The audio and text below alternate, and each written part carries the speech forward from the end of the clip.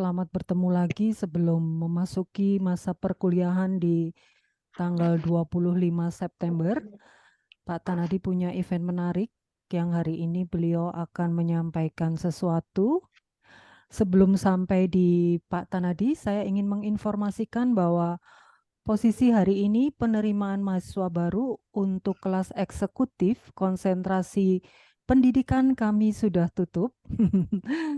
Mohon maaf, jadi apabila yang ingin mendaftar bisa untuk periode kuliah di bulan Maret ya. Pendaftaran memang setiap kali masih dibuka, tetapi proses perkuliahan setahun hanya 2 kali di bulan Maret dan di bulan September. Untuk konsentrasi bisnis kelas eksekutif kami masih ada kuota 8 orang saja. 8 orang ya. Jadi kami masih bisa untuk 8 orang meskipun sekarang sudah OTW kandidat 8 orang, tapi mana yang lebih dulu saja ya. Kalau yang 8 ini tidak segera menyelesaikan administrasi, maka kesempatan ini terbuka untuk Bapak Ibu yang hadir di malam hari ini. Kemudian untuk kelas reguler di kelas kuliah Sabtu, kami masih ada kuota 7 orang saja ya. Cepat-cepat saja karena tanggal 25 kita sudah mulai orientasi mahasiswa baru, kemudian kelas eksekutif Selasa Kamis sudah mulai kuliah, dan kelas reguler Sabtu juga sudah mulai kuliah. Pendaftaran bisa lewat website saja atau menghubungi di WA kami atau di Instagram dan Facebook real time ya. Setiap hari 24 jam kami akan melayani Bapak Ibu. Untuk mahasiswa teman-teman yang masuk di batch 14 yang sudah tidak sabar untuk kuliah, ya mohon maaf, semua jadwal sudah kami sampaikan di website, kemudian kelompok atau grup WA akan kami buat H-7. Tetapi kalau sudah tidak sabar, minggu depan kami akan segera membuat. Oke, itu saja Pak Tanadi yang saya sampaikan. Ya, saya lagi ngeliatin nama-nama ini loh. Terima kasih. Senang sekali ketemu banyak sahabat-sahabat lama, Pak Bambang, Pak Sugianto, dan teman-teman yang lain ya. Jadi saya lihat ada beberapa yang Bu Kim juga sambil setir mobil tuh kayaknya mobilnya masih jalan ya. Kebetulan kami dari tim Institut Asia S2 baru ke Jakarta gitu ya. Jadi hari Selasa kita ke Jakarta, dijemput teman-teman di Jakarta dari teman-teman Mentari, lalu hari Rebu kita punya meeting, kita punya kerjasama dengan beberapa perusahaan, lalu sorenya meeting lagi dengan tim Asia, malamnya dengan tim pasca sarjana alumni batch 9 ya, sambil diskusi soal buku launching, sambil ngobrol banyak, dan baru kemarin kita balik ya, teman-teman yang di Malang tengah malam baru sampai Malang. Jadi hari ini masih mabuk-mabuk, tapi karena udah malam ya sudah seger. Nah, saya akan mulai saja tanpa berlama-lama tentang managing ambiguity. Saya cerita dulu ya. Acara hari ini 45 menit kita berbicara tentang managing ambiguity. Nah, 45 menit berikutnya kita melakukan soft launching untuk buku Love Word.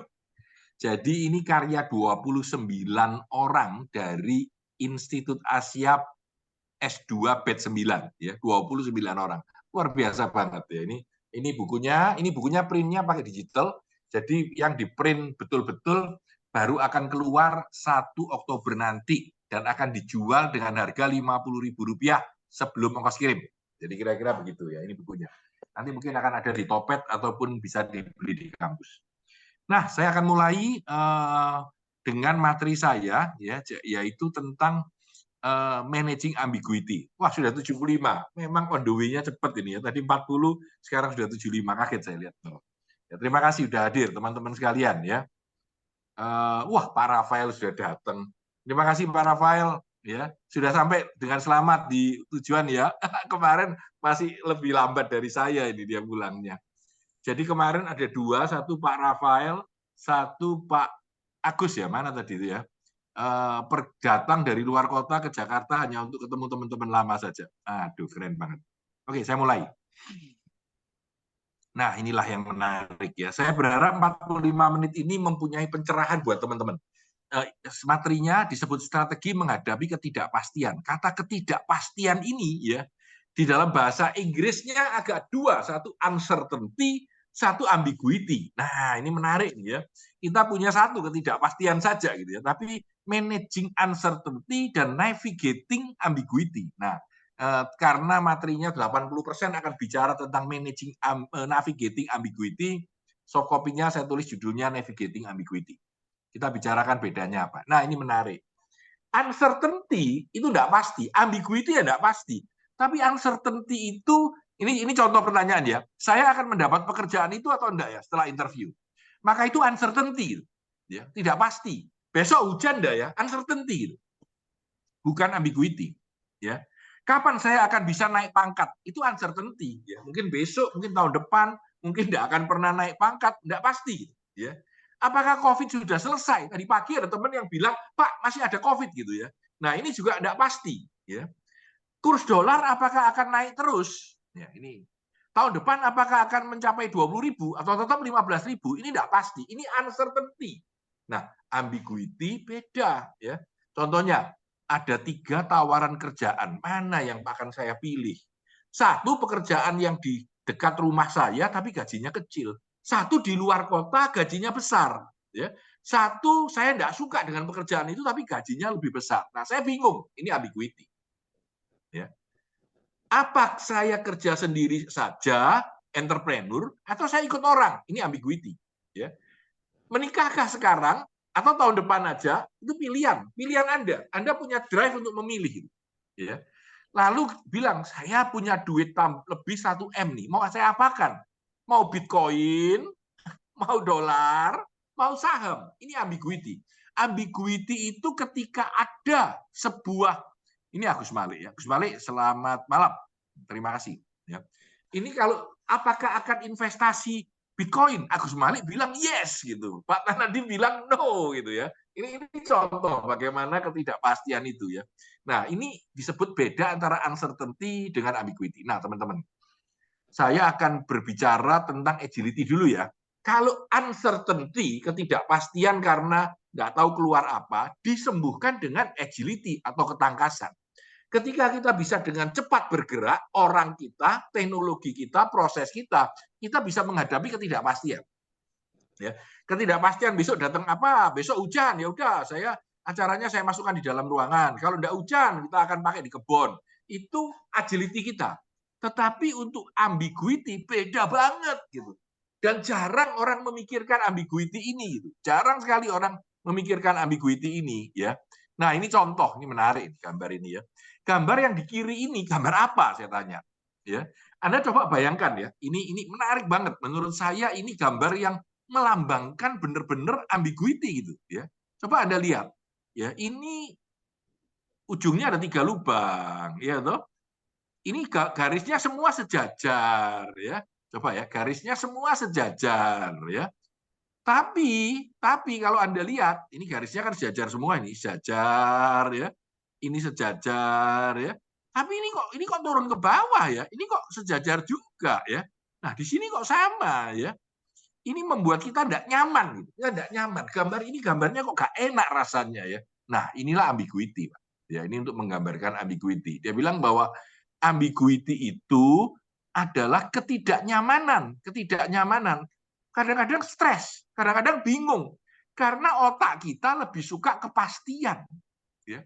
Otak kita lebih suka kepastian. Sedangkan ambiguity tidak memberikan kepastian. Nah, ini menarik banget. Menarik banget. Ya. Nah, inilah definisinya. Ambiguity adalah kondisi yang ambigu. Bahasa Indonesianya ya ambigu. Keadaan yang dapat dipahami dengan 2 atau lebih cara yang berbeda. Jadi kita tidak tahu mau apa. Ya. Saya kasih contoh yang menarik. Ya, ambiguity ya. Pada saat tahun 98, sahabat saya di Jakarta itu mobilnya dirajah orang, hampir terbakar. Ya, beberapa orang ketakutan karena ada kasus 98 ya. Dan pada tahun 99 2000 banyak sahabat saya yang memutuskan untuk pindah ke luar negeri. Ada yang pindah Amerika, ada yang pindah Australia. Mungkin teman-teman juga sebagian pernah tahu ya. Pindah sudah nggak mau balik gitu karena ketakutan. Ya, kadang-kadang bisnisnya dijual, dia pindah ke Australia. Ya. Ada yang bisnisnya dijual, dia pindah ke Amerika. Ya. Tapi ada orang yang stay di Indonesia. Keputusan untuk stay di Indonesia, keputusan untuk pindah ke luar negeri, ini ambigu, Pak. Nggak ada yang tahu benar atau salah. Hari ini, 23 tahun kemudian, Anda tahu yang tinggal di Indonesia lebih benar. Yang pindah ke luar negeri lebih susah. Ini saya bisa bersaksi banyak tentang hal ini. Tetapi menurut saya, pada titik itu, pada saat tahun 2000 itu, kamu nggak tahu mana yang benar. Nah, itulah ambigu. Ya, ambiguity itu Anda punya dua pilihan, ya, mau mengambil ini atau ini, gitu, ya. Dan Anda bingung atau ada tiga pilihan. Ya. Ambiguity itu begitu, dan kita nggak tahu karena nggak ada solusi sebelumnya, ya. Tidak ada best practice-nya, gitu. Ya, ini contoh. Inilah yang disebut dengan ambigu. Ya. Lalu ambiguity adalah kemampuan kotak kita untuk memikirkan enak pergi apa enak stay, enak gimana. Ini adalah ambiguity. Terima kasih udah 100 peserta, 101 ya. Saya bicara tentang ambiguity ya. Dan ada yang menarik. Ambiguity adalah inti dari human centered design. Wah, keren. Ya, dia bilang ambiguity adalah inti dari human centered design. Nanti saya akan tunjukkan slide-nya. Nah, teman-teman, ambiguity adalah sebuah opportunity. Ini keren. Jadi dia bilang ambiguity ini opportunity gitu, kesempatan untuk jalan ya. Karena ada pilihan. Pilihannya bisa A, ada B ya. Ada yang bertanya apakah sama dengan dilema etika? Tidak. Tidak selalu dilema etika ya. Nah, saya rem sedikit ya. Saya mau cerita ilmu ini dapatnya dari mana. Ini saya nakalan, ini buku. Ini bukunya namanya Managing Ambiguity ya. Jadi buku ini kebetulan pada saat saya dengan Pak Fatoni, Pak Andi, Pak Made sama Pak Andi, Pak Made, Pak Fatoni sama saya ke Stanford. Ini waktu BWI Travel 2023 Mei 2023, saya beli di Stanford Bookstore. Ini buku ini diterbitkan oleh Stanford D-School. Yang paling terkenal produknya adalah Design Thinking. Ya. Dan ini ternyata saya lupa baca gitu. Sampai beberapa saat lalu saya baca buku ini, saya bilang, wah ini cocok banget dengan situasinya. Jadi saya gambar ini kalau Anda lihat bukunya. Mungkin nanti akan saya buat review buku juga.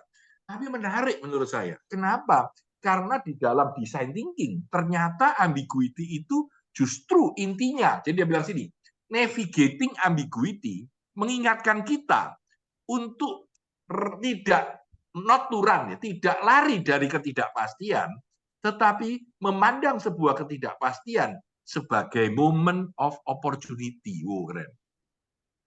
Sebagai sebuah kesempatan, ya, moment of opportunity gitu. Ya. Nah, ini ambiguity is opportunity. Menarik, ya, menarik. Nah, ini yang Anda harus pahami ya. Sebelum kita masuk kepada tekniknya, ini yang harus Anda pahami dulu. Saya akan highlight beberapa story yang ada dulu ya. Ini adalah orang-orang yang tidak punya toleransi terhadap ambiguity, sedangkan yang kanan punya. Gitu. Jadi orang-orang yang bilang harus dikategorikan. Gitu. Ada yang bilang nggak usah dikategorikan, ya, biarkan saja, ya, nggak apa-apa itu. Nah ini contoh ya, orang-orang yang punya toleransi, butuh kepastian. Dia bilang ini enggak, butuh rasa ingin tahu. Enggak pasti itu enggak apa-apa gitu ya. Enggak pasti itu enggak apa-apa. Tidak semuanya harus Anda bayangkan bahwa dia harus pasti gitu. Tidak ya. Nah, ini ada yang bilang bahwa kalau dia baik ya baik, kalau dia jahat ya jahat gitu ya. Nah, tapi kadang-kadang kita harus mengencourage bahwa selain baik dan jahat, abu-abu itu sesuatu yang menarik. Contoh gampang. Teman-teman, film yang paling seru akhir-akhir ini dan jadi kontroversi karena panjangnya 3 jam dan orang yang nonton sering ketiduran, tapi reviewnya bagus dan yang nonton banyak. Ya, tentang bom atom gitu. Bom atom itu bagus atau jelek? Kalau orang bilang bagus bom atom. Ada yang bilang bom atom itu jahat, tidak peduli, pokoknya membunuh orang. Tetapi sebenarnya nuansa antara baik dan jahat itu susah ditentukan. Ya. Kalau tidak ada bom atom, sulit untuk merdeka orang-orang di beberapa daerah. Ya. Kalau tidak ada bom atom, perang tidak selesai, kedamaian tidak terjadi. Tapi adanya bom atom membuat begitu banyak orang mati. Gitu. Jadi ini ambigu. Ini contoh ambigu ya. Maka kita sebagai seorang pebisnis harus punya kemampuan untuk toleransi terhadap ambiguity. Ya. Nah ini yang berikutnya, suka dengan hal-hal yang sudah biasa, familiar. Ya, pokoknya ya harus begini. Tapi orang-orang dengan toleransi ambigu yang tinggi itu enggak apa-apa, tidak familiar enggak apa-apa, keadaannya beda enggak apa-apa. Ya, ini contohnya. Ini berikutnya, menolak hal-hal yang beda. Ini justru merayakan hal-hal yang beda. Kamu sama aku enggak bodoh, enggak apa-apa. Ayo kita sama-sama kerjasama. Ya. Dan yang terakhir untuk dalam konsep ini adalah early selection and maintenance of one solution. Sedangkan di sini tidak one solution, tidak one solution. Kita harus bisa pivot, kita harus bisa pindah, kita harus bisa berubah di antara pilihan ambiguity yang begitu banyak. Kita nggak tahu mana yang benar. Dan sering sekali sampai belakang setelah zamannya lewat baru kita bisa tahu, oh iya jalannya ini seperti itu. Ya. Sudah 113, jam 19.16. Terima kasih buat teman-teman yang baru hadir. Thank you, ada Pak Ivanri, ada Bu Lisa juga datang, Bu Teresia, Bu Muti juga datang. Terima kasih banyak ya. Pak Agus Malik, ya Bu Ernita, terima kasih. Oke, saya sambung. Nah, ini adalah toleransi. Nah, sekarang saya ingin melihat bahwa sebetulnya gini, ada 3 tipe karakter manusia ketika menghadapi ambiguity. Nah, ini keren nih. Benar. Coba ya, 5 menit ini aja, 3 menit ini diperhatikan. Yang pertama, menghadapi begitu banyak ambiguity, dia bertahan. Aduh, ya Tuhan, pokoknya aku bisa lewat lah dengan keadaan ini Tuhan. Pokoknya aku harus bertahan. Ada tipe kedua, ya. Ya udah, kalau ada ambigu aku hadapi deh. Tapi habis itu aku mau teruskan perjalananku. Ini engage, terlibat sedikit banyak. Tapi yang paling powerful adalah ini. Ketika kita masuk dalam ketidakpastian itu, berputar di antara ketidakpastian itu, bahkan merangkul ketidakpastian itu, dan ikut berjalan dalam ketidakpastian itu. Ini yang diharapkan. Story saya personal tentang COVID. 2020 bulan Maret ketahuan COVID. Nggak bisa jalan, semua training berhenti. Gitu. Saya punya order yang sangat banyak yang berhenti. Gitu. Mau apa? Gitu. Bertahankah? Ya? Atau sedikit terlibat? Tidak. Saya justru habis-habisan mainan online. Saya bikin review buku sehingga dapat hadiah muri. Ya. Review buku terbanyak di Instagram. Saya bikin S2 online batch 8, lalu batch 9. Pokoknya habis-habisan di-embrace, merangkul ketidakpastian itu. Ya. Dari situlah kita akan tumbuh gitu. Karena ambiguity is opportunity. Itu ya, teman-teman harus sadar itu. Nah, ini yang tadi dibilang, ambiguity is at the core of human-centered design. Orang desain thinking itu selalu bilang bahwa human-centered design. Artinya desain itu manusiawi. Artinya kita menavigasi ambiguity, kita melakukan problem finding dan problem solving. Langsung finding, solving. Lalu kita jalankan. Ya. Nah, disitulah ambiguity itu bersinar. Saya ulangi. Disitulah ambiguity itu bersinar. Ya. Jadi ketika problem finding dan problem solving jalan, maka kita masuk di dalam ambiguity tadi, masuk ke dalamnya, lalu kita masuk, kita lihat jalan A, jalan B, kadang-kadang juga salah dan dibuang gitu. Lekuk lagi balik gitu. Kadang-kadang benar dan kita genjoti. Nah, teman-teman, saya tadi sudah bilang, ini saya ingin melakukan sesuatu yang berbeda ya, karena sudah 122 ya. Nah, ini saya ingin melakukan iklan dulu ya. Bisa lulus 1,5 tahun S2 Institut Asia. Ini sebenarnya lahir dari ambiguity. Kalau ambiguity terjadi, lalu saya tidak nge-push S2, ya sampai sekarang tidak ada. Ya, ini contoh satu, hasil dari ambiguity. Ya. Menurut saya ini penting gitu. Ya. Ini juga sesuatu yang menarik. Hari ini kita bikin pre-launching Love Work, kisah mengenai happiness, grow, passion, motivasi hidup, sukses dan syukur dari sahabat batch 9 MM Institut Asia. Ya, ini adalah sesuatu yang menarik. Anda punya pilihan mau nulis apa tidak mau nulis gitu. Ya. nulis apa tidak. Nah, ini ambigu, pilihan gitu. Ya. Dan di antara pilihan ini yang akan terbit nanti 1 Oktober 2023 ya, harganya 50.000 belum termasuk ongkir ya. Yang nulis 29 orang. Ini adalah orang yang mengambil keputusan untuk menulis walaupun sebagian dipaksa gitu ya. Jadi mengambil keputusan menulis di antara ambigu untuk menulis atau tidak menulis. Ini contoh aja, kita memberi contoh. Ya, inilah teman-teman yang nanti akan diskusi sebentar bagaimana teman-teman menulis buku yang menarik ini gitu. Ya. Nah, teman-teman, pertanyaan pertama, apakah Anda pernah menghadapi kondisi ambigu? Saya akan melaunching sebuah pool sederhana menghadapi situasi ambigu ya. Oke, silakan di vote. Saya sudah launching ya. Sangat sering, jarang sekali atau tidak pernah ambigu, Pak. Saya pasti semuanya. Kalau saya hidup itu pasti semua. Nah, menarik ya. Menarik, kita bisa lihat. Artinya gini, pernahkah Anda menghadapi situasi, aku harus keluar negeri apa tidak usah keluar negeri? Aku harus mengirimkan anakku kuliah di Jakarta atau kuliah di Singapura? Ya. Aku harus menyimpan dolar apa aku harus menyimpan rupiah? Ini contoh ya. Maka inilah situasi-situasi yang ambigu. Anda harus memilih satu ya, baru 11 orang yang memilih. Tolong silakan diklik ya. Tidak apa-apa. Tadi saya lihat banyak kan orang mengisi sering, ada yang sering sekali, tapi ada juga yang jarang. Tapi dalam kehidupan kita, ya terima kasih, nggak apa-apa. Dalam kehidupan kita, ya kita sering sekali menghadapi kondisi yang ambigu. Nah, ini slide yang powerful, yang menurut saya keren banget. Orang yang endure ambiguity, yang bertahan dan tidak mau menjalani atau merangkul ambiguity, itu posisinya berada di sini. Jadi dia tidak mau bergerak dan tidak mau beradaptasi. Ya. Kalau kamu bergerak saja tidak mau adaptasi, kamu menjadi control freak nantinya di sini. Ya. Sedangkan kalau Anda beradaptasi terus tapi tidak bergerak dengan benar, akan menjadi back in the wind. Back in the wind itu angin gitu ya. Ya.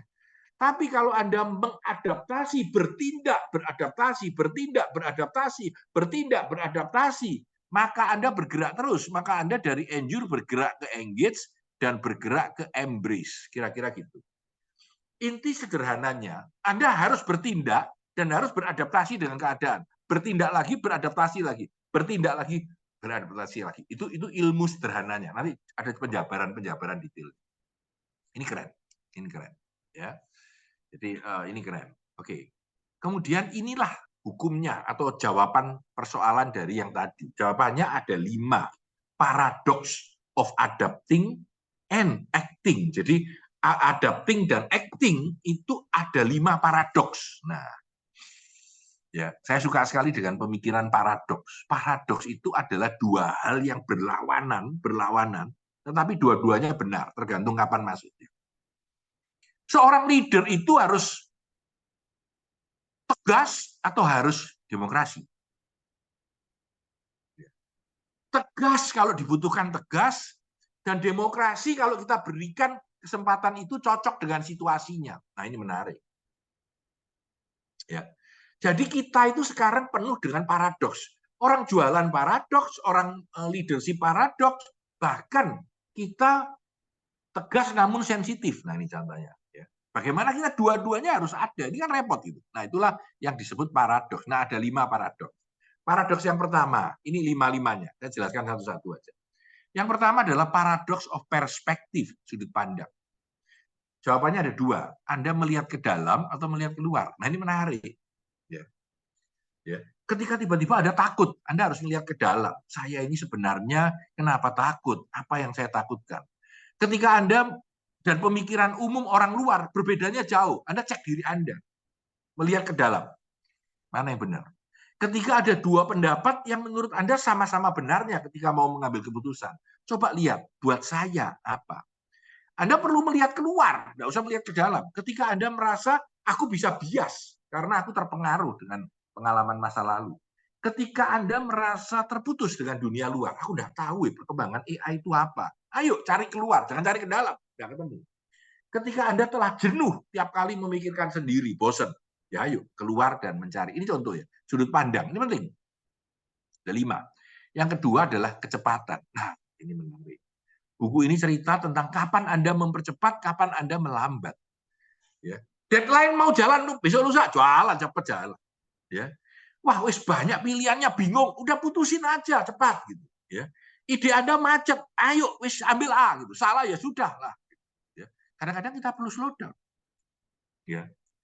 Ketika Anda sudah kerja, total sudah setahun. Kerja setahun. Slow down, Rek. Pikirkan, kenapa Anda seperti itu?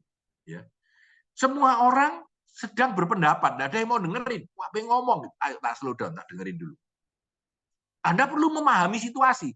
Jadi, ya, selain yang tadi kita bicarakan, paradox of perspective, ada paradox of pace. Langkah kita cepat atau tidak. Buku ini cerita banyak sekali contoh di mana orang itu mempercepat speed-nya lalu melambat, mempercepat speed-nya lalu melambat. Itu yang penting. Tahu kapan cepat, kapan lambat. Yang ketiga, paradox of attention. Perhatian gitu, ya. Mana yang harus Anda perhatikan dan mana yang tidak gitu. Ini menarik nih, ya. Jadi kadang-kadang kita harus fokus banget. Kita ngerjain satu aja, yang lain tidak usah. Kita fokus ini, kita beresin, kita kadang-kadang kita justru harus nggak boleh fokus. Udah biarin aja jalan, gitu. Ya. Ketika Anda terus-terusan udah fokus, kepalanya pusing, ya udah, ayo kita nggak usah fokus, main badminton sebentar. Ya. Ada pengen menyelesaikan masalah, nggak bisa. Oke, rem, udah biarin dulu deh. Nanti bulan depan aku baru lihat. Nggak apa-apa. Nah, ini paradox of attention, perhatian. Kemudian ada paradox of process. Ya. Kita mau ikut orang-orang best practice atau kita menciptakan cara kita sendiri. Nah, ini juga menarik menurut saya. Ya. Kita mengikuti jalur orang. Ketika orang mau beli saham, saya beli saham, jual saham, saya jual saham. Itu ngikutin orang. Kadang-kadang kita nggak peduli. Kita harus beda dengan orang lain. Kita menciptakan jalan hidup kita. Kita menciptakan jalur kita. Ya. Kita mau beda. Nah, ini juga ada situasi. Ya. Kalau sudah tahu jalan ini benar dan sudah sukses berkali-kali, pakai ini. Ya. Atau kalau orang banyak sekali yang berpendapat lain, tapi nggak jelas gitu, udah aku ciptakan jalanku sendiri. Ya. Kadang-kadang kamu sudah sampai ujungnya, batasnya, tapi kamu belum mencapai kepuasannya, maka kamu menciptakan jalanmu sendiri. Saya tiba-tiba teringat kawan saya, Deddy Corbusier ya. Waktu dulu dia kan bermain sulap ya, bermain magic, main magic dan lain-lain. Tiba-tiba dia berhenti. Ya.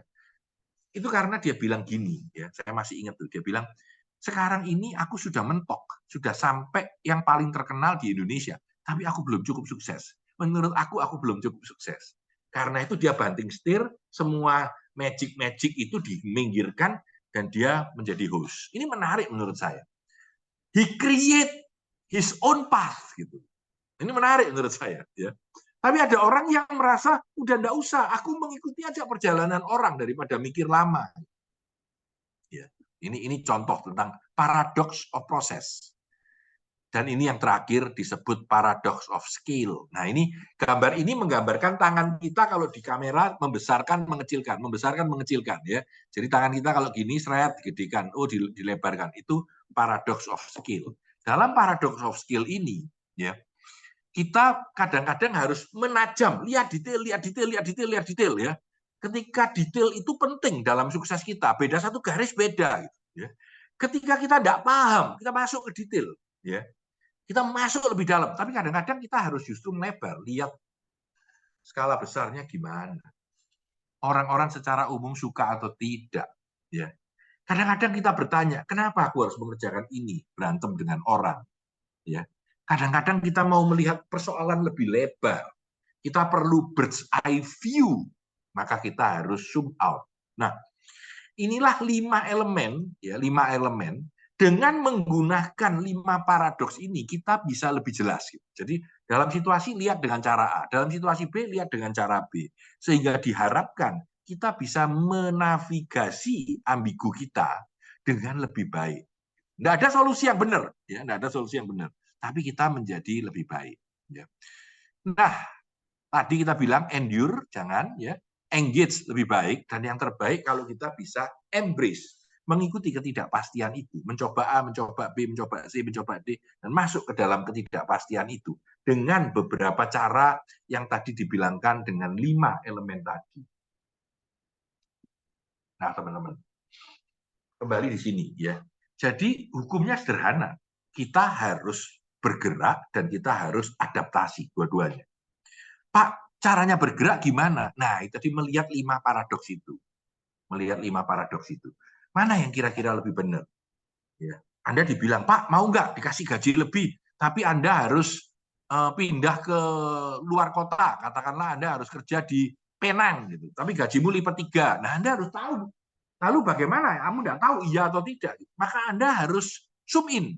Kalau perlu, Pak, saya izin ya, saya ke Penang dulu, saya bayar sendiri, saya hidup di sana 3 hari, saya mau lihat pekerjaan saya cocok nggak di sana. Itu contoh, zoom in. Baru nanti Anda mengambil keputusan yang lebih baik. Ya. Jadi kita punya beberapa teknik untuk membuat Anda bisa mengambil keputusan yang lebih baik. Tidak ada yang pasti benar ya, tidak ada yang pasti benar gitu ya. Tapi kita bergerak, kita beradaptasi. Ketika Twitter membuat sebuah produk, jadi Twitter itu bikin produk ya. Produknya itu sulit banget dan hebat banget dan nggak laku, Pak, nggak laku. Ya. Justru Twitter itu adalah sebuah tools untuk mereka secara internal memakainya. Dan ternyata itu yang nyaman, itu yang jadi dijual sekarang dan laku luar biasa. Ya, ini contoh ya, cerita tentang Twitter bahwa kita kadang-kadang perlu switching, perlu pivot. Ya. Nah, inilah menang itu punya 3 cara, 3 cara, ya, 3 cara. Cara yang pertama disebut dengan build your stamina. Stamina Anda harus cukup kuat menghadapi situasi yang berubah dan bergeser ini. Yang kedua, ini yang menarik. Saya suka banget dengan nomor 2 dan nomor 3. Kalau build your stamina, oke lah ya. Do the harder thing. Kalau ada pilihan, pilihlah yang sulit. Jangan pilih yang gampang itu. Kalau ada pilihan untuk bekerja lebih keras atau lebih tidak, pilih yang sulit. Kalau Anda milih yang sulit, hampir selalu Anda benar. Karena otak Anda maunya yang gampang. Ya, ini menarik menurut saya. Dan yang ketiga, ketahuilah batas-batas kemampuan Anda. Kadang-kadang nggak boleh dipaksakan dengan keterlaluan juga. Ini menarik menurut saya. Ya. 3 ini saran. Jadi untuk menang itu, staminamu harus bagus, pilihlah pekerjaan yang sulit, dan ketahuilah batas-batasmu itu apa. Nah, saya pakai pool yang kedua. Ya, apakah seminar pendek ini cukup bermanfaat untuk Anda? Kita coba ya, enggak apa-apa. Sudah. Ini yang tadi share riset ya, sudah selesai. Saya stop sharing. Ini yang tadi, karena jumlahnya cuma sedikit. Saya pakai pool yang kedua sekarang. Yes, go. Apakah sangat bermanfaat? Bermanfaat biasa-biasa aja, pasan ngomong apa toh gitu ya. Atau tidak bermanfaat sama sekali. Terima kasih. Ya. Nah, ini banyak ini. Ya. Terima kasih banyak. Jadi antara pilihan antara sangat bermanfaat dan biasa saja. Satu ya. Saya ya sudah 57%, 58%, sudah 60%. Ya udah, itulah hasil dari pool saya. Nah, yang terakhir, ini slide terakhir saya, 36 menit pas, saya tadi sudah bilang 35 menit kira-kira. Ini yang terakhir. Kalau bisa emerge as a winner, jadilah seorang pemenang. Jadilah seorang pemenang. Oke, saya masih punya 10 menit, 9 menit. 2-3 pertanyaan. Silakan. Nah, ini ada yang nulis sempat ambigu juga waktu memutuskan mau lanjut S2 atau tidak. Terima kasih banyaknya. Ya, terima kasih. Ada pertanyaan? Saya masih punya 9 menit, lalu kita akan masuk ke dalam sesi kedua, yaitu pre-launching buku kita. Nah, silakan, Wan. Pak Tan, kalau lihat ambiguity ya sebenarnya, Ya. Kadang tuh orang suka berpikir bahwasanya yang namanya ambigu dia nggak berani untuk ngejalanin itu. Ya. Karena bahasa abu-abu tuh orang berpikirnya main safety kan sebenarnya. Ya. Ya. Yang jadi pertanyaan tuh sekarang gini, orang yang tidak main safety, ibaratnya dia lebih berani lompat, malah sering dimusuhi daripada berhasilnya. Ya. Pak Tan. Nah ini model seperti ini saya sedang mengalami ini sebenarnya. Sedang mengalami ini dalam proses ini. Nah, terus yang paling dasar itu sebenarnya udah melakukan, udah lompat, udah beda, tapi malah dimusuhi sebenarnya. Oke, Ini saya kondisi ingin ngasih komen, Iwan. Saya ingin ngasih komen. Jadi sebenarnya kembali ke teori yang paling simpel, yaitu high risk, high gain, low risk, low gain, no risk, no gain. Ini pendapat saya. Ini sebetulnya ilmu hidup yang menurut saya penting. Semakin Anda mengambil sebuah keberanian melompat, semakin banyak orang iri dan orang takut kalau Anda sukses. Dia ketinggalan, FOMO, ketinggalan, fear of missing out. Jadi kamu doang yang maju, ya. Dan sehingga banyak pressure kepada Anda. Tapi ketika Anda berusaha dan jalan dan terbukti itu jalan, maka Anda akan menangnya lebih daripada mereka yang tidak mengambil langkah itu. Ya, ini hukum yang paling sederhana banget. Jadi semakin Anda, nah pertanyaannya adalah, apakah layak untuk saya berbeda dan melompat? Jawabannya adalah, Anda ambil resiko yang sesuai dengan keinginan Anda. Maksudnya, kalau Anda benar-benar gila-gilaan, Anda bisa suksesnya gila-gilaan, bisa hancurnya gila-gilaan gitu ya. Kalau Anda mau mengambil yang selevel apa, Anda merasa nyaman mengambil risiko itu. Itu menarik menurut saya. Jadi Anda harus mengambil risiko yang sesuai dengan kenyamanan Anda. Karena kalau berlebihan nanti mengurai banyak masalah, sedangkan kalau kurang nggak cukup impact untuk jalan. Itu mungkin kacamata saya agak melompat sedikit dari pertanyaan Pak Iwan. siap-siap. Ya, Mungkin boleh besok Pak sudah Iwan. siap diambil nih kayaknya. Wah, saya perlu dikabari beritanya. Terima Siap. kasih. Saya akan ambil itu. Terima Ya. kasih, Pak Tan. Thank you. Pak Filtron, silakan. Sesudah itu Agus Malik. Filtron dulu, silakan.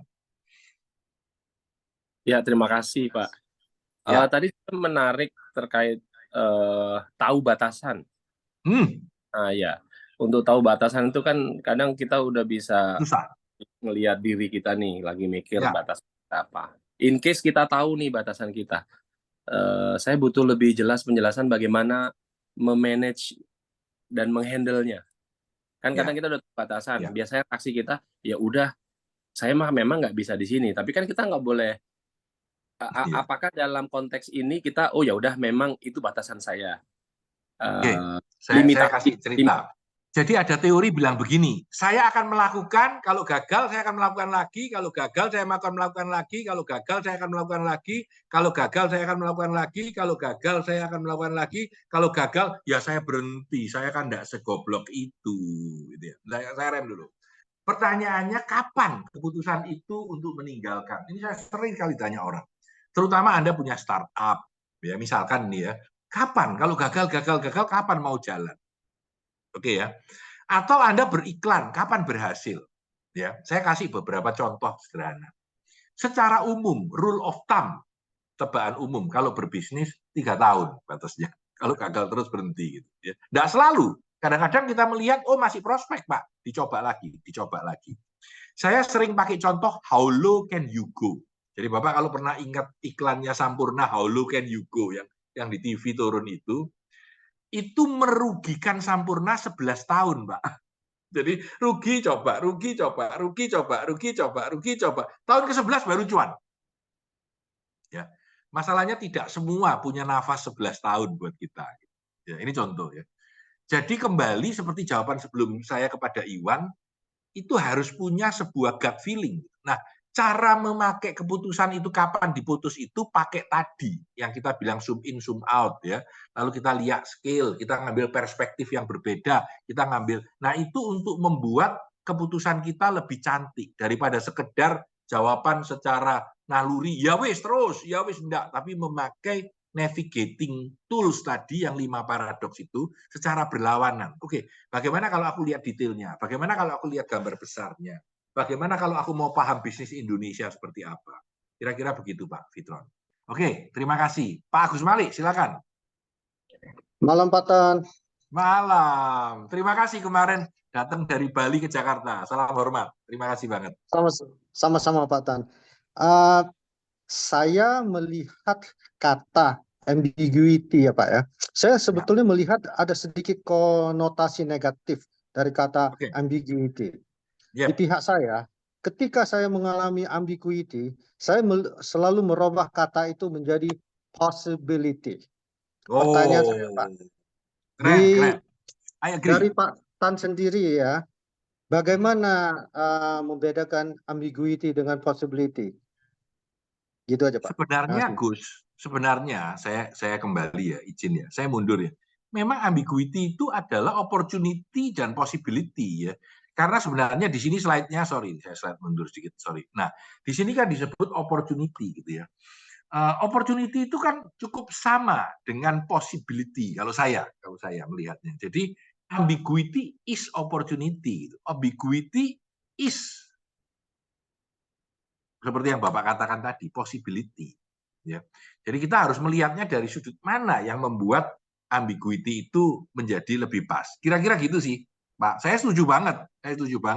Justru ambiguity itu adalah kesempatan. Buku ini ngomongnya sangat clear gitu.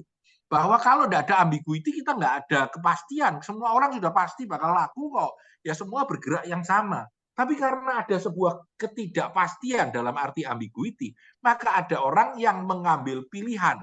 Ini Pak Gus Malik kan lama banget di Amerika nih, dia di Florida. Waktu mau pulang ke Indonesia, ambiguity juga. Do I have to go home or do I have to stay here gitu ya toh. Di sini gaji gua banyak ya, tapi di Indonesia gua pulang Bali gua punya kesempatan lain. Gua bisa punya opportunity yang lain. Itu menarik menurut saya ya. Karena a lot of people in any different kind of phases of life punya kesempatan itu. Kita mau ngapain gitu ya. Contoh sekali. Kalau sekarang Bitcoin turun, Pak Agus gimana? Membeli lebih Possibility, Pak. atau mengedam? Possibility. Nah, Possibility. itu possibility. Betul, I agree. Jadi Pak Agus ini by the way teman-teman dia adalah ahlinya Bitcoin gitu. Jadi apakah dia akan ambil lebih banyak atau dia akan dump atau dia akan tidur dulu? Saya nggak tahu. Pilihannya kan banyak ya. Atau makin aktif beli jual. Saya nggak tahu. Tapi itu sekali lagi ambiguity dan sekali lagi itu opportunity juga dan possibility kalau versinya Pak Agus. Silakan pendapat lain Pak Agus. Terima kasih Pak. Terima kasih. Oke, pertanyaan lagi. Mungkin terakhir sesudah itu kita masuk ke dalam sesi kita yang berikutnya. Boleh nanti di belakang diskusi yang lain juga boleh. Kalau tidak ada tepat pukul 7.45 sesuai dengan janji saya, maka inilah acara kita yang kedua ya, Nah, ini iklan tentu ya, ini iklan buat yang masih mau kuliah di S2 Institut Asia terutama bisnis, masih ada beberapa tempat untuk bisa join dan mulai kuliah pada tanggal 25 September. Jadi masih ada waktu untuk bisa mengambil 25 September. Nah, acara hari ini adalah acara pre-launching ini. Saya tadi udah bilang ya, harga bukunya bakal dijual 50.000 ya. Belum termasuk ongkir ya. Terbitnya 1 Oktober ya, hari kesaktian batch 9 katanya gitu ya. Dan inilah kawan-kawan yang ada gitu ya. Inilah penulis kita ya. Inilah wajah-wajah penulis kita ya. Saya ingin ngobrol sedikit dengan teman-teman ini gitu, ya. Yang pertama sekali, terima kasih sebanyak-banyaknya kepada 29 orang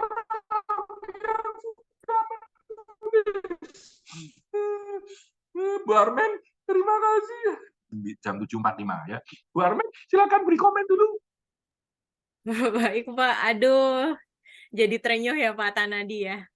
Benar.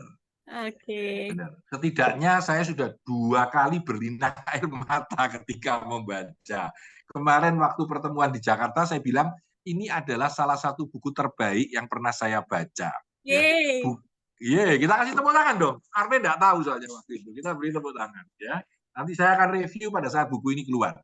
Bukan karena penulisnya hebat-hebat, bukan karena kualitas kontennya luar biasa, tapi karena very authentic. Ya, very authentic gitu. Jadi ditulis dari hati. Mungkin itu menurut saya. Love work, cintailah pekerjaan Anda. Buku ini ditulis oleh 29 orang ya. Dan saya betul-betul berterima kasih banget dan bersyukur teman-teman mau menulis itu sesuatu yang luar biasa, dan saya pribadi juga berterima kasih. Siap terima pesan 20 juga siap. Wow. Sudah ada pesan 20 ya, terima kasih, siap. Kita cetak pertama 2000 piece dan kita akan launching pada tanggal 1 Oktober. Nah, pertanyaan awal tadi saya cerita di depan, kenapa kok hari ini di pre-launch orang bukunya belum jadi gitu. Sebenarnya ini karena sebuah janji antara Armen dan saya. Jadi saya dan Armen terbang ke Medan bersama dua orang teman lain dari BWI untuk seminar di Medan. Dan di tengah jalan itu kita ngobrol di pesawat ini. True story, di pesawat Armen ngobrol. Pak San, ayo bikin buku nih. Saya sudah punya ide. Dan Pak Vincent sudah ACC katanya. Kemarin saya cerita saya dimarahi Vincent. Kok saya yang ACC katanya gitu ya. Ayo jalan gitu. Jadi saya karena aktivator saya tinggi, saya ambil kertas. Saya nggak tahu ingat kertasnya di mana. Mungkin masih ada fotonya Armen. Kertas kuning begini. Kertasnya di saya, Pak. Kenapa? Kertasnya ada di saya. Oh ya, jadi kertas kuning saya ambil, langsung saya garap. Nah, itu lihatin. Nah, itu. Jangan ditunjukin siapa yang saya listing namanya, seret-seret yang bisa nulis, saya kasih deadline-nya. Coba Armen tunjukin tanggalnya. Tanggal deadline. Tanggalnya pertama kali kita ngobrol tuh 11 Juni, Pak. Oke. Dia harus sudah jadi itu 10 Juli, kumpul-kumpul semua. 10 Agustus final, kira-kira gitu. Kemudian tanggal 9 September launching. Hari ini. Itu asalnya mau di launching hari Sabtu. Cuma karena open lecture itu selalu Jumat, jadi kita geser ke tanggal hari ini, gitu, tanggal 8. Gitu ya. Jadi bayangin, ini didesain 3-4 bulan lalu, di timing dari saat itu. Dan walaupun memang belum bisa dijual karena terbitnya nanti 1 Oktober, tapi bukunya udah jadi. Bukunya udah jadi. Ya. Terima kasih Armen atas supportnya dan saya tahu banget Armen sering telepon sama orang-orang, ayo Pak, kurang 1 Pak, ayo Pak, kurang 2 Pak. Jadi akhirnya banyak banget. Termasuk Pak Wijaya bilang, Pak Son, saya minta maaf, saya nggak bisa nulis, padahal saya udah dikejar-kejar Armen. Kayak gitu. Saya jadi nggak enak Pak, karena maunya tuh kita kan ada 50 orang ya Pak ya. B9, maunya 50-50-nya ikutan nulis gitu, berkontribusi untuk Asia kita tercinta. Nah, ini untuk teman-teman yang batch 9 saja, yang waktu dibuat ya. Jadi, nah ini saya justru mengharapkan acara ini di launching, supaya batch lain juga mau nulis gitu loh. Oke, teman-teman sekalian, waktu berjalan terus. Jadi apa yang akan kita lakukan? Kita mau setiap penulis memberikan komen 1 menit sampai 2 menit. Ya, 1 menit sampai 2 menit. Jadi memberikan komen, lalu penulis itu menunjuk orang berikutnya, penulis berikutnya. Jadi kalau lupa, saya Pak Hasan punya. Jadi ini adalah penulis. Jadi kalau lupa, inilah wajah-wajah yang ada. Ya. Jadi boleh memanggil kalau orangnya ada, kalau orangnya tidak ada, ya tidak bisa. Ya. Kalau orangnya ada, bisa dipanggil. Ya.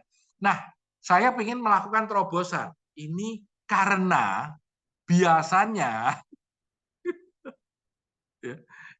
biasanya yang selalu ribut di paling akhir itu siapa Mbak Armen? Paling akhir terus. Pak Rafael pastinya. Pak Rafael ya. Itu juga saya kejar-kejar Pak. Ya. Soalnya nggak ada Pak Rafael nggak seru. Ya oke. Jadi Pak Rafael ini kemarin datang ya dari Singkawang pergi Jakarta gitu. Ya. Salah restoran lagi. Kasihan. Salah restoran lagi ya. Nah, salah restoran terus akhirnya telepon-telepon jadi masuk ke tempat kita ya. Terima kasih Pak Rafael. Mana orangnya? Nah ini Pak Rafael. Loh, dia sudah meniru pakai love word ya. Pak Rafael, Anda punya tantangan terbesar hari ini, yaitu berbicara cuma 1 menit sampai 2 menit, nggak boleh lebih. susah itu ya. Dan terima kasih. Kemarin teman-teman bilang sama saya, Pak San duitnya lebih karena makan terakhirnya dibayari Rafael gitu. Thank you. Jadi para dosen lagi di Jakarta, makan siang terakhir penutup, Pak Rafael menyusul datang hanya untuk bayar. Waduh, saya sungkan banget. Terima kasih banyak Pak Rafael, terima kasih.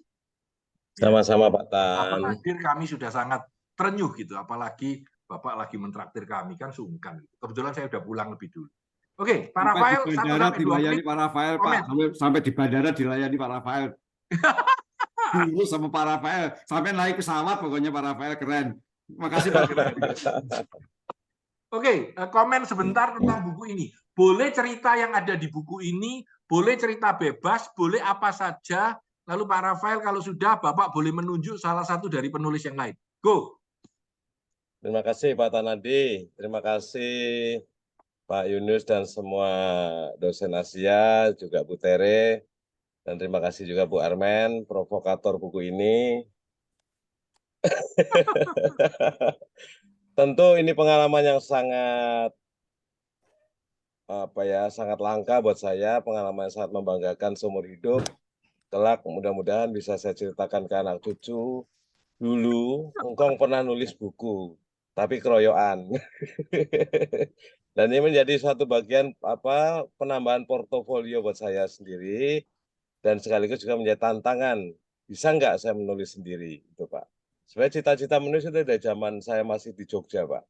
Bahkan saya sempat ikut kursus bersama Pak Budi Sutejo, mungkin Bapak kenal, dosen UKDW.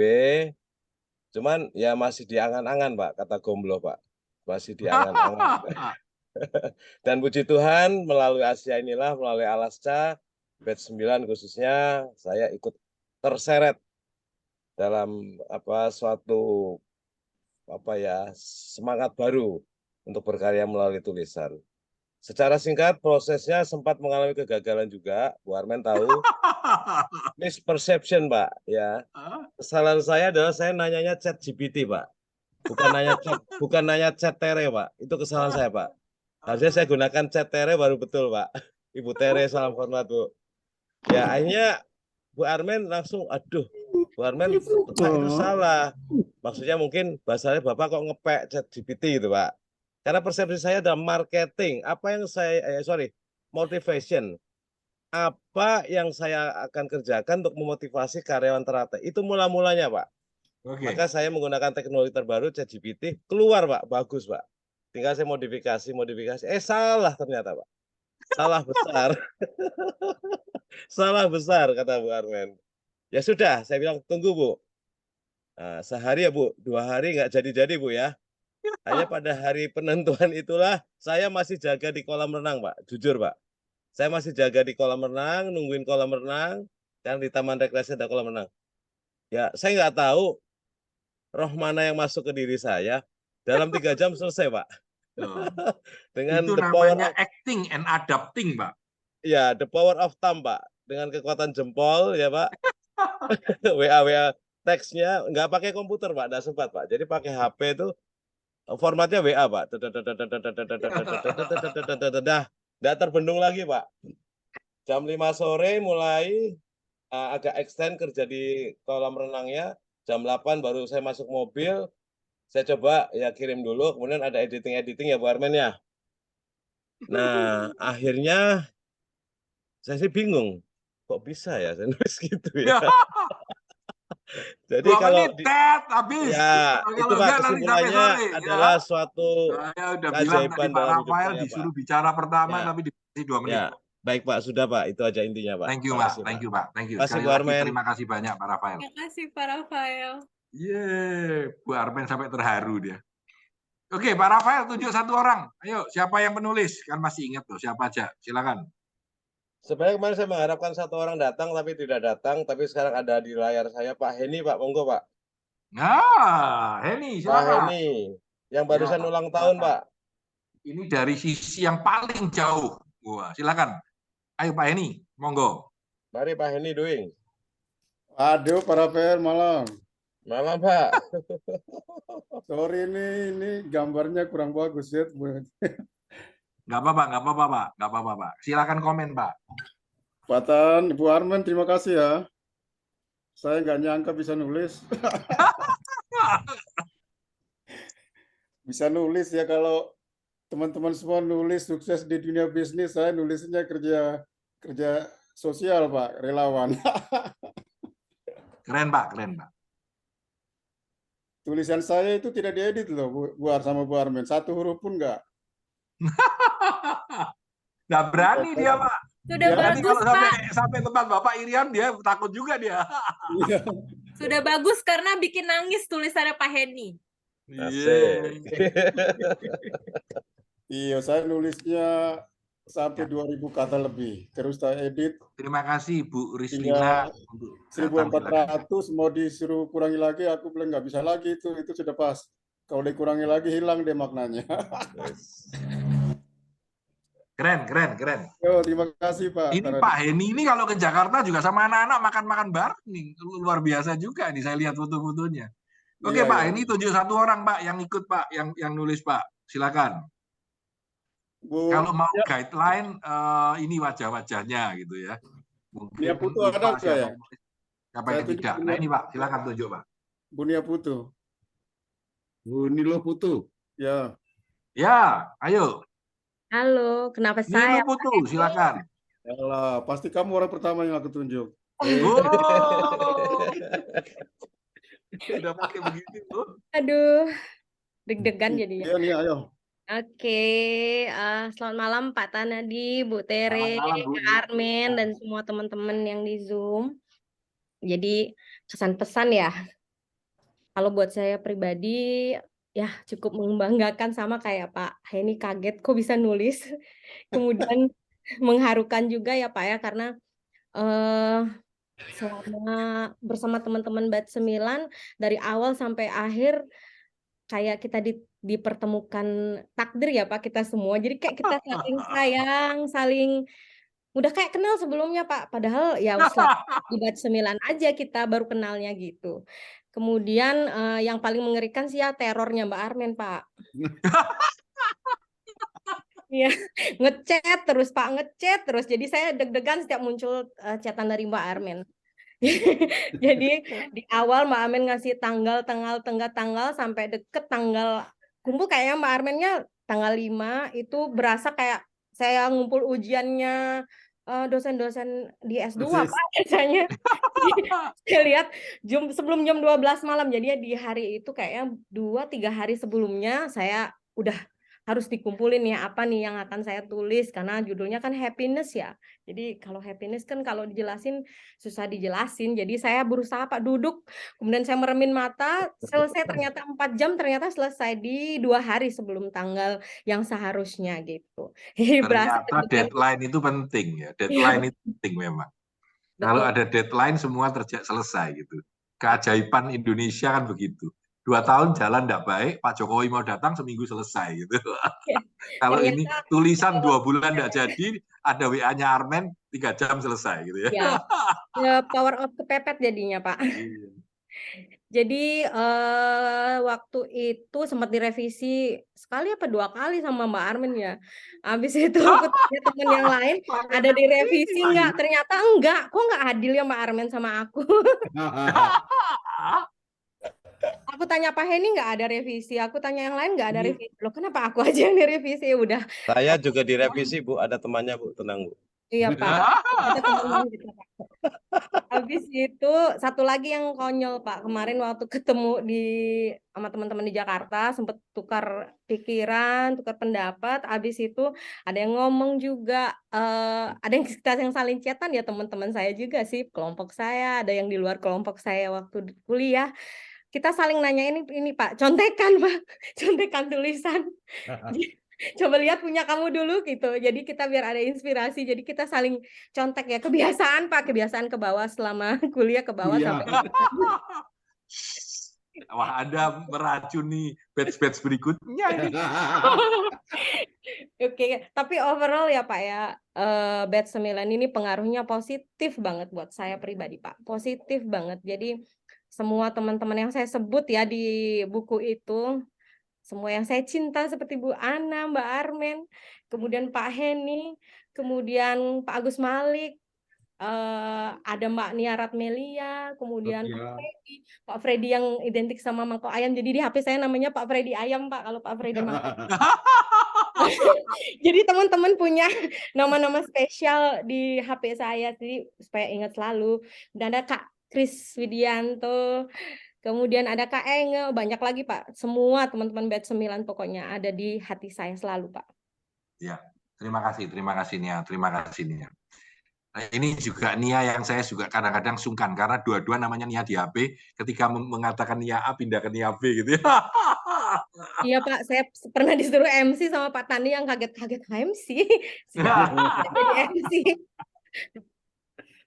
Jadi maksudnya Nia Ratmelia. By the way, di sini banyak grup-grup lain dari batch lain mungkin buat inspirasi lain kali Anda-Anda yang akan menulis ya gitu ya. Jadi kita berharap itu yang terjadi. Setidaknya ini memberi inspirasi kepada mereka yang sudah hadir pada hari ini ya.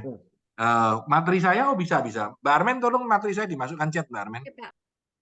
Ya, tolong dimasukkan di chat ya. Sudah bisa. Sudah saya masukkan ke dalam beberapa grup tadi.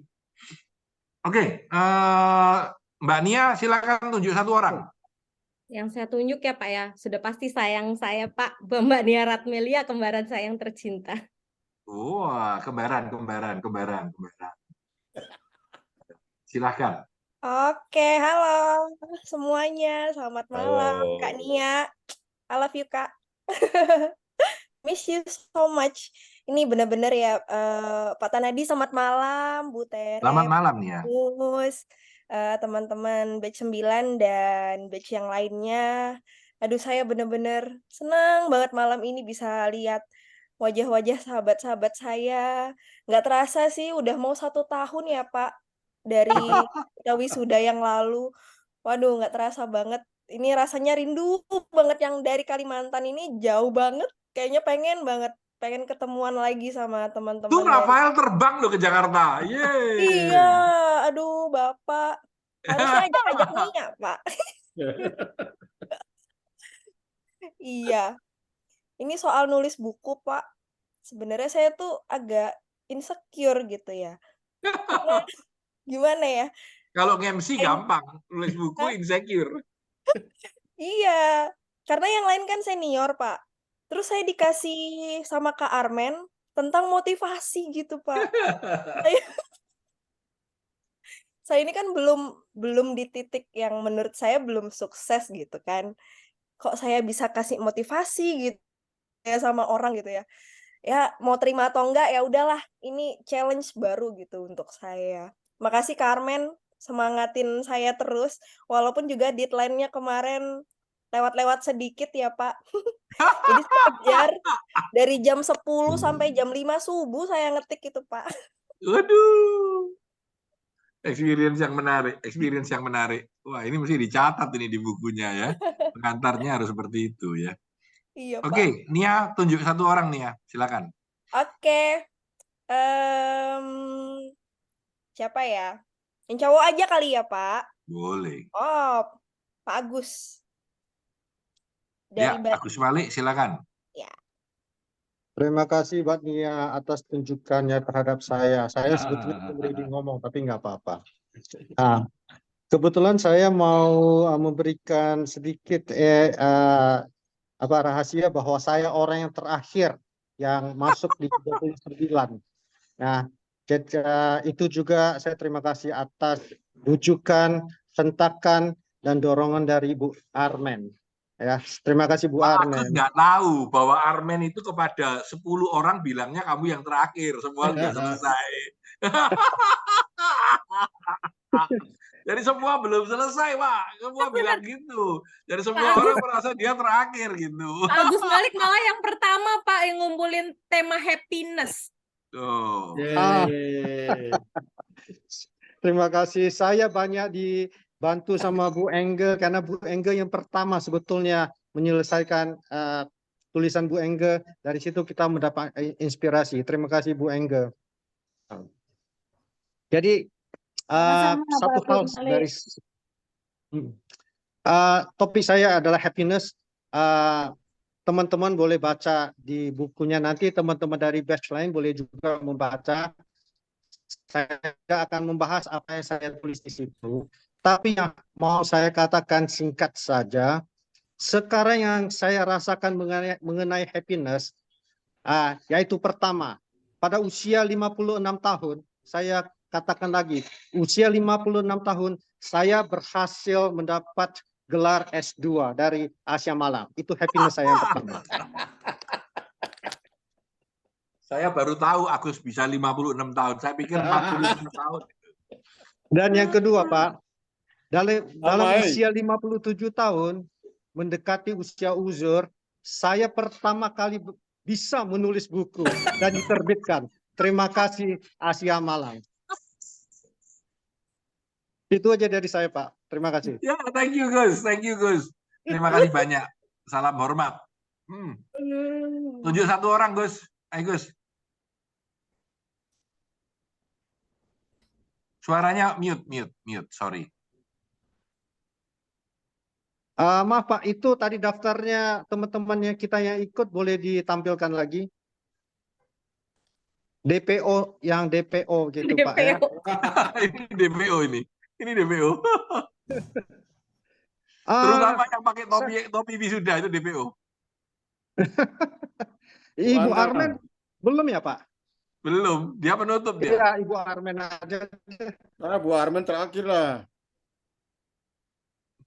Sudah Bu ya? Armen dikasih penutup dia dikasih penutup karena punya dikasih kehormatan untuk menutup. Ya. Oh gitu ya, gitu saya Pak Kris, Pak Kris Widi. saja saya Pak. Pak Ya, Kris. Kris Widi, ya silakan. Kris Widi, benar Pak. Ya, selamat malam Bapak Ibu sekalian, selamat malam Pak Tanadi, Mbak Armen, Bu Tere, Pak Yunus, dan teman-teman semua. Kalau boleh digambarkan, buku ini itu adalah kumpulan dari kekagetan ya. Kaget karena tiba-tiba ditelepon Pak Tanadi, mau nggak ikut S2 saya? Oh kaget, gitu kan. Ya, baru kali ini saya ditodong disuruh sekolah ya kan, ditodong biasanya. Nah itu, terus kemudian pada saat registrasi melihat biayanya, kaget, terjangkau rupanya. Gitu. Ya, kaget juga gitu. Terus tiba-tiba sudah nggak sengaja masuk batch 9, padahal saya punya 2 teman yang masuk batch 8. Tapi nggak sengaja masuk batch 9, mungkin karena takdir Tuhan juga, kaget orang-orangnya. Saya ketemu banyak pengusaha, orang-orang besar gitu ya, banyak orang-orang senior di sini dengan berbagai macam ekspertis, kaget lagi, S2-nya rame juga gitu. Terus malah kalau kuliahnya libur kok pada bingung, nih nggak ada kuliah lagi nih Selasa Kamis, kaget gitu. Lah ini apa ini? Kok pada doyan sekolah, tiba-tiba sudah tesis ya. Kaget juga, tiba-tiba kok tesisnya kelar ya. Perasaan kemarin masih takut. Dipikir sudah selesai, kita nulis dalam bentuk buku yang namanya tesis, tiba-tiba ditodong Mbak Armen, Mas bikin buku, kaget gitu, kaget lagi. Terus tiba-tiba selesai nulisnya dalam waktu semalam, karena ngosongin waktu, kontemplasi jam 12 atau jam 1 malam saya kerjakan itu, saya kirim ke Mbak Armen. Nggak ada revisi, kaget juga, kok bisa nggak ada direvisi gitu ya.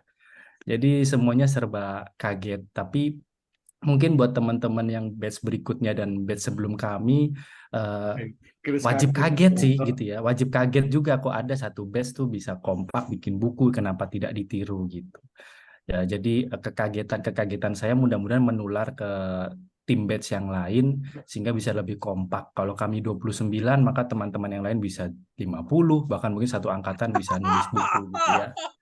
Jadi jangan khawatir, ada tim editing dan backingan teman-teman adalah Pak Tanadi langsung gitu ya. Jadi itu aja sih dari saya. Terima kasih Pak Tanadi dan teman-teman semua ya. Iya, jadi ini ada yang nulis Pak Widi ini ahli PowerPoint loh, silakan dihubungi Suju.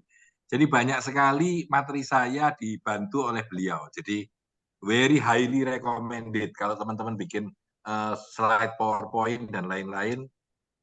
PowerPoint Arts itu situsnya beliau. Ya ini ada banget, di background saya nih. Nah, saya kaget kan? Ya kaget kan Bapak Ibu? Ya saya bragging nih, Bapak Ibu nggak sadar kan? Saya bragging pasti kaget gitu. Ada di sini nih, cari aja di Instagram, pasti ketemu di top search nanti. Kaget ada iklan. Nah, Oke, jadi, Mas Kris, Mas Widi, tolong yang lain panggil satu orang. Baik. Thank you so much. Kita mau kaget karena ternyata ada juga yang menghabiskan banyak sumber daya untuk belajar di Perancis. Nah, nih saya kagetin nih. Ibu Ana nih, silakan Ibu Ana biar ikutan kaget kayak saya. Silakan. Waduh, ini belum siap nih dari todong, kaget saya. Gantian kaget. Iya, gantian kaget. Ya, meneruskan kegagetan Mas Widi. Kaget-kaget itu sebenarnya terjadi kalau kita misalnya walaupun kita udah jago banget, kaget itu selalu bisa terjadi. Dan untuk menyangkut yang penulisan buku ini, saya mau coba summary aja. Kejadian yang terjadi selama 3 bulan terakhir merumuskan buku 11 Juni sampai hari ini launching, itu termasuk sejarah ya Pak, 2,5 bulan bisa selesai. Apalagi 27 penulis loh ya. Ya, dan ini adalah proyek Loro Jonggrang namanya Pak Tanadi ya. Proyek yang selesai dalam 1 malam, ibaratnya gitu. Ini bisa terjadi karena 3 hal menurut saya. Jadi apapun yang kita mau lakukan itu bisa terjadi. Ini sebagai satu contoh. Pertama harus ada tujuan. Tujuan dari kita menulis ini saya didasari bahwa kita sebenarnya ada keinginan untuk tetap bersama. Karena bahagia, sukacita, persahabatan yang sudah terbina, kita ada keinginan untuk tetap berkolaborasi dan bersama. Itu udah tercetus sebelumnya, sebelum ada proyek Lara Jonggrang dari Pak Tanadi ini. Jadi tujuan harus ada. Kedua, perlu 1 orang manajer yang hebat. Yaitu Armen. Yang ketiga harus dikasih deadline. Itu aja. Jadi kalau mau menjalankan apapun teman-teman, Anda juga bisa tulis ya, dari batch apapun bisa menulis. Apapun pekerjaan yang akan kita kerjakan, asal kita ada 3 ini, tujuan, manajer yang hebat, dan deadline. Pasti terjadi. Itu aja dari saya, Pak. Keren. Oke, Bu Ana, silakan menunjuk 1 kawan. Saya lihat di sini siapa yang udah hadir ya. Ini slide-nya. Mbak Nita ada nggak? Nita Indriani? Nggak ada. Nggak ada, Bu. Nggak ada kelihatannya. Ya. Kalau nggak ada, yang Iwan Junifanto. Nggak tahu ada nggak? Iwan ada. Orangnya ada kok. Ayo penyanyi kita. Pertanyaannya, Iwan bawa nggak gitu? Tapi ada beliau, saya rasa. Ayo Pak Iwan.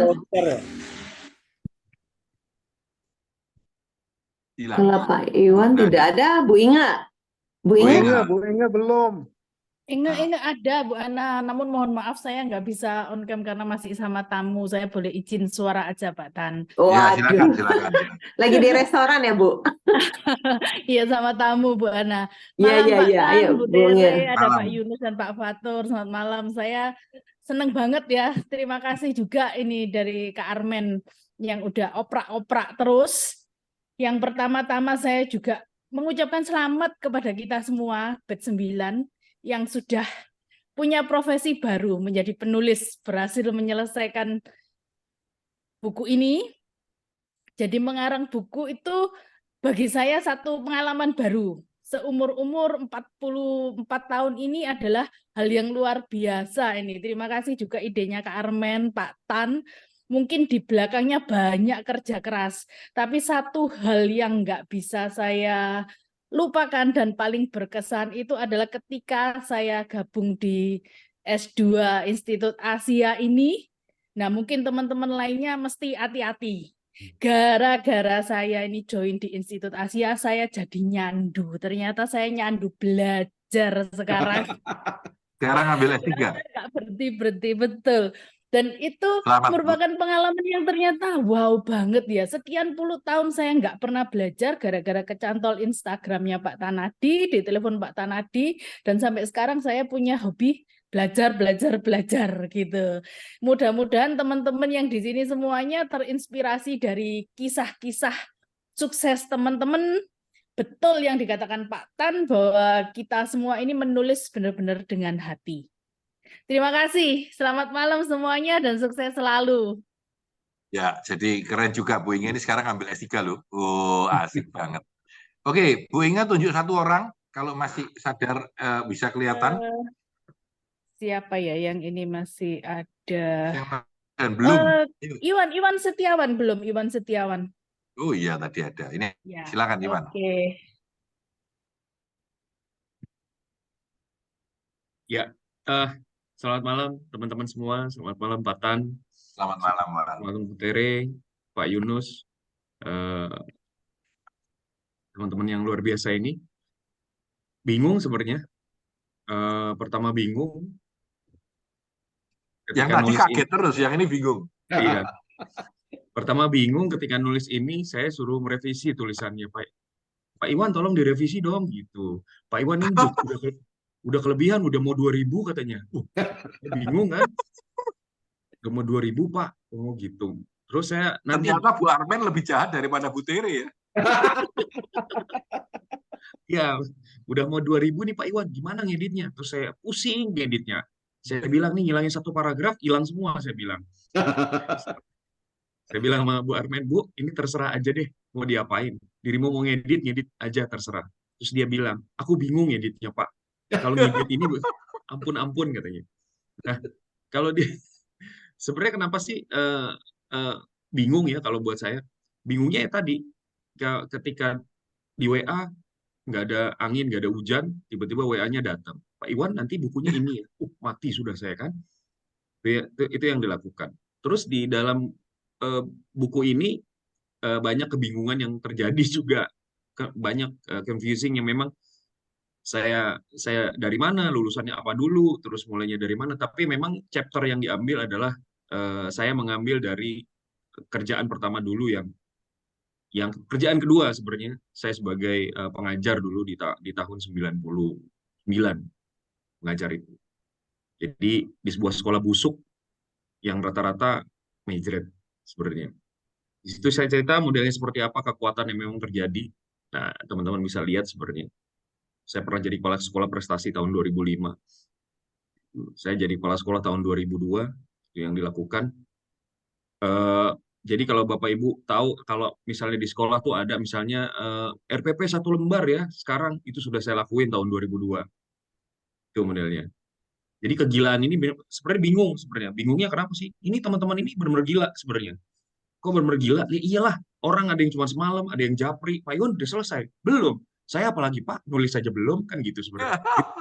Itu yang dilakukan Mas Wid sebenarnya. Mas Widi itu yang cerita di jam 1, ya itu gila. Di grup itu dia masih rame, coba bisa bayangin. Itu yang dilakukan ya. Ya sebenarnya manfaat menulis ini adalah merangsang teman-teman untuk bisa terserah dah berbuat apa tentang tulisannya. Ini juga yang merangsang Mbak Enge Mbak Enge itu sekarang kuliah 3 Pak Tan, S1 Hukum, S2 Hukum, S3 Unair. Itu yang dilakukan. Itu yang katanya gila. Ya gila, karena ketularan teman-teman di sini, ketularan Om Vincent yang memang lebih gila lagi dari saya sebenarnya, lebih gila lagi dari teman-teman. Jadi memang bingungnya saya adalah, saya ketika masuk Asia itu bingung mau belajar karena sudah lama nggak belajar Pak Tan. Itu sebenarnya. Di sini ada dosen S2 Asia waktu itu Bu Dwi bilang, Mas Iwan ayo kuliah aja. Ya sudah kuliah, gampang kok gitu. Pas lihat duitnya itu langsung pusing saya. Ini bener nih. Karena kenapa? Satu semesternya itu kok dihitung nih seluruhnya lulus gitu kan. Berapa kali saya WA waktu itu sama Bu Tere itu bilang, Bu Tere ini beneran di sini. Iya Mas, pokoknya sampai lulus katanya gitu. Bisa bayangin teman-teman, S2 itu sampai lulus di sini dengan harga 1 semesternya di Asia itu sampai lulus. 1 semester di tempat lain di Asia itu sampai lulus. Jadi daging semua. Rugi lu kagak kuliah di sini, itu aja sebenarnya. Terima kasih Pak. Itu saja. Selamat malam teman-teman. Thank you Iwan ya. Tuh lihat kalau Iwan ngomong gitu perlu diedit nggak? Pusing. Oke teman-teman, seperti biasa maunya waktu jaga, janji 8.30 selesai, mungkin terlambat sedikit, maka saya putuskan 8.30 kita tutup, bagi yang mau stay kita sampai jam 9 nggak apa-apa, oke ya, karena masih 128. Ya, ini saya juga kaget Pak, 128 nggak turun. Saya minta 3 orang yang terakhir, yang pertama Pak Vincent, yang kedua Bu Armen, lalu saya yang menutup, sesudah itu kita, tapi Bu Armen sudah 8.30 bisa jalan. Silakan Pak Vincent dulu. Ya. Sorry. Selamat malam teman-teman sekalian, para dosen, dan rekan-rekan dari batch lain maupun tamu dari luar ya. Kita masih strong 128 loh Pak, ini masih strong. Amazing buat saya, ya. Ya, kalau kita punya semboyan di negara kita, Bhinneka Tunggal Ika, itu terjadi di Asia, di batch 9 ya. Orangnya aneka ragam, di lokasi yang berbeda, ada yang di Maumere, ada yang di Bali, ada yang di Kalimantan, ya, ada yang di Ambon waktu itu. Thank you, Maumere, Pak Vincent.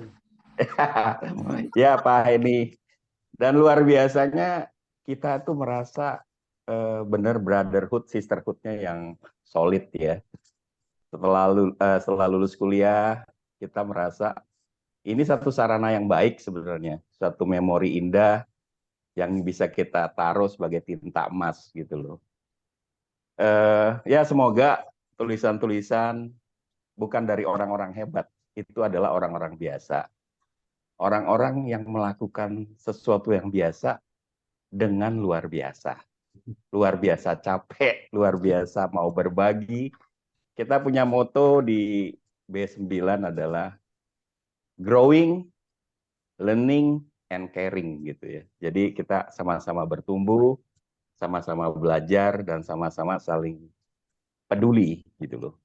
Tentu banyak tulisan yang mungkin subjektif atau tergantung dari sudut mana kita mau lihatnya, tapi satu pengkayaan horizon gitu. Dan itu luar biasa kalau saya rasakan ini suatu berkat, suatu blessing, suatu mujizat buat saya bisa dipertemukan dengan orang-orang yang biasa tapi dengan sejarah hidup yang luar biasa. Terima kasih teman-teman semuanya. Selamat malam. Ya, terima kasih Vincent. Beberapa kalimat-kalimat kita semua. Oke, Bu Armen. Buat membalas semua orang. Saya terima kasih banyak buat teman-teman yang, aduh, saya udah WA-in satu-satu ya. Beneran Pak, saya WA hampir ke semuanya, kenal nggak kenal, kadang kan ada yang aktif nggak aktif ya. Saya berusaha untuk melibatkan teman-teman supaya bisa nulis di buku ini. Jadi sebenarnya benar kata teman-teman yang lain, kalau buku ini tuh sebenarnya udah mau kita buat gitu, tapi belum tahu judulnya apa. Dan hanya jadi wacana gitu kan. Terus saya gregetan, karena saya punya activator nih, salah satu strength saya langsung approach Pak Tanadi. Pak, boleh nggak buat buku batch 9? Terus katanya langsung boleh. Ya udah, dibuatin deadline-nya dari Juni sampai September harus beres. Kenapa cuma 3 bulanan kurang lebih ya, Bapak Ibu teman-teman? Karena di Asia 3-4 bulan tuh ngerjain tesis tuh selesai. Jadi kita ngerasa, masa buku nggak bisa sih orang ini dikeroyok rame-rame gitu ya. Jadi saya bersyukur ini mungkin bisa jadi satu gong buat teman-teman batch yang lain juga. Ayo buat sesuatu yang bisa berkontribusi untuk Asia. Semoga tahun depan kita buat lagi ya teman-teman, ya nggak tahu buat apa, yang penting kita jadi pelopor gitu. Terima kasih buat Pak Yunus, Bu Tere, Bu Tin yang sudah membantu menuliskan kata pengantar untuk mempercantik buku ini. Juga Bu Risa tentunya ya, yang saya juga, Bu, ayo Bu tulis Bu. Bu Risa juga sulit loh. Saya kejar-kejar terus. Tapi Bu Risa oke banget bisa mau membantu di batch 9 ini dalam penulisan buku, juga khususnya buat Mbak Lisa yang bantu buat buku ini jadi cantik banget, jadi keren ya, sampulnya, editannya, semuanya. Terima kasih. Dan satu lagi Pak Tanadi, 8 September ini ulang tahun anak saya, jadi ini jadi salah satu berkat juga ya, karena saya kuliah di Asia ini pada saat anak saya 6 bulan umurnya. Jadi nggak ada yang nggak mungkin. Anak saya tuh 6 bulan itu baru selesai, benar-benar tidur tuh nungguin mamahnya selesai kuliah jam 10. Karena harusnya jam 9.15 selesai, tapi batch 9 tuh ngobrol terus. Kuliahnya menyenangkan sampai mau jam 10 baru selesai gitu. Jadi ini hadiah buat anak saya yang ulang tahun ketiga. Terima kasih. Nanti kita lanjut tahun depan buat sesuatu lagi ya teman-teman batch 9. Terima kasih Sebentar. Ada yang ketinggalan ya. Tadi ada yang ketinggalan. Rasanya mobil Honda-nya agak teriak. Risto mana tadi ya? Tadi kelihatan saya sekelebet ya. Ya, Pak Risto juga ikutan nulis, Pak. Yes, ayo Pak Risto, kelihatan ya. Silakan. Atau sedang menghilang di belakang Hondanya. Selamat malam Pak Tan. Itu ada selamat malam. Selamat Cuman malam. saya off cam ya. Ya, nggak apa-apa. Monggo Pak. Iya, saya teringat suatu siang lagi perjalanan habis makan siang, tiba-tiba Pak Tanadi telepon, kamu ikut ya kuliah di S2 Asia gitu. Saya waktu itu nggak langsung mutusin kan Pak Tan. Ini batch terakhir. Gitu. Ya, selalu janjinya kan batch terakhir gitu. Ya udahlah, terus Saya kayaknya minta waktu sehari apa gitu, terus untuk terus sampai Pak Tan, "Ya wis kamu coba dulu sebulan wis coba, oh nanti nek anu misalnya ndak seneng ya wes mundur, tapi wong baru kuliah sekali aja kok asik ya gitu." Akhirnya terus runding sama istri, piye, ya udah tuh kalau kamu memang seneng ya kuliah aja gitu. Ya akhirnya terus diputuskan kuliah, langsung saya transfer uang kuliahnya segala dan saya selesaikan sampai lulus tesis gitu Pak San. Thank you so much Pak, thank you so much. Jadi ini kawan lama banget ya. Saya ini kan kalau persuasi kan harus, pokoknya kamu ikut. Ini batch terakhir. Iya. Saya jadi agak malu cerita batch terakhir. Batch 9, batch 10, batch terakhir, batch 11, batch terakhir. Sudah itu nggak ngomong batch terakhir. Karena sudah tahu nggak terakhir gitu ya. Terima kasih banyak, terima kasih banyak. Yeah. Oke, teman-teman, seperti juga seperti tiap kali tadi saya ada Lisa, boleh say something kalau tidak keberatan dan sedang suaranya ada. Oh. Halo, selamat malam. Iya. Jadi saya pakai avatar supaya nggak ini ya, tapi ini perlu lihat wajah saya nggak nih, Pak? Boleh dong, biar dikenal anak-anak dong. Jadi Lisa ini adalah ex karyawan saya 8 tahun yang lalu mendirikan LDC, lembaga konsultan dan mengerjakan tentang sosial media dan lain-lain ya.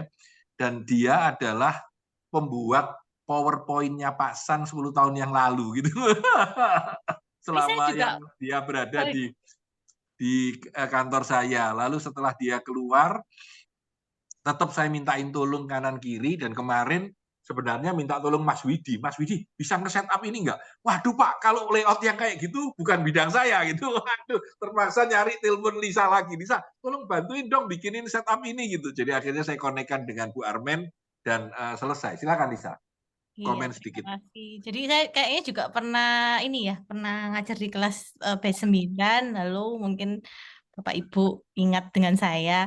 Jadi terima kasih teman-teman. Jadi ini memang kalau misalnya order dari Pak Tanadi itu selalu Roro Jonggrang gitu. Mungkin kalau yang sudah biasa kerja bareng Pak Tanadi tahu gitu. Jadi ini bukan hal baru gitu ya buat saya. Mungkin Pak Widi kerasa juga. Ini bukan hal baru. Jadi kalau Pak San tuh request tuh selalu gini, Pak, deadline-nya kapan? Kemarin gitu ya.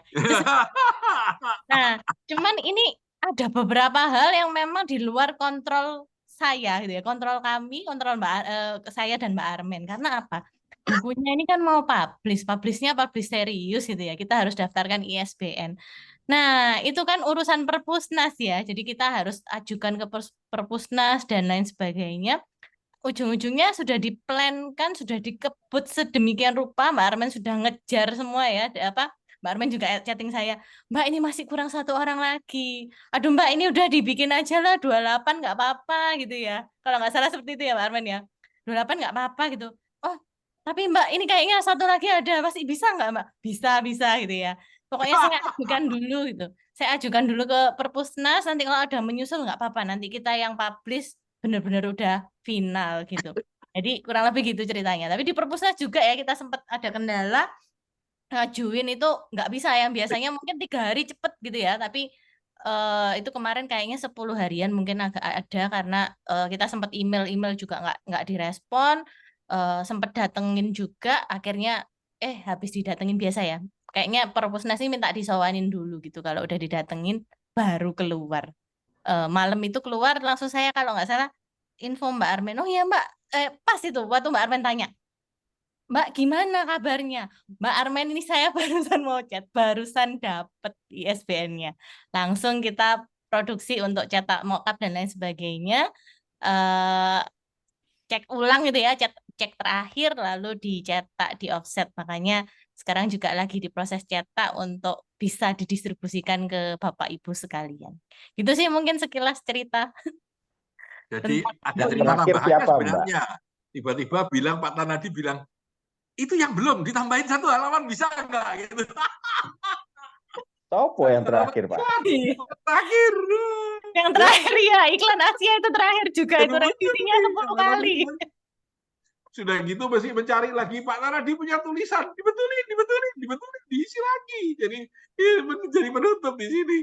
Nah, itulah Roro Jonggrang kita. Jadi teman-teman sekalian, by the way, ini penerbitnya adalah Bu Lisa ya. Jadi kalau ada yang mau mencari penerbit, mau menerbitkan buku, punya kesulitan, bisa minta Lisa. Jadi LDC juga, kita juga punya penerbitan. Jadi boleh ada izin. Jadi Lisa juga punya, ini penerbitannya dia yang melayout, dia yang membantu menguruskan ISBN, dia yang menguruskan semuanya. Pak Tanadi tahunya cuma meminta tolong orang, kira-kira gitu.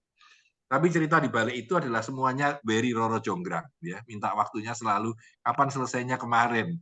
Dan Lisa ini punya satu kelebihan, yaitu strength-nya responsibility. Jadi kalau dikasihkan selesai pasti, walaupun kadang-kadang mengingatkannya harus 4 kali. Iklan kita yang keluar itu adalah punya Lisa, yang terlambat 3 hari gitu ya. Jadi kalau teman-teman lihat iklan kita itu adalah Lisa. Saya minta maaf buat yang menunggu. Satu orang yang saya tadi kelewatan jam hari di mana dia?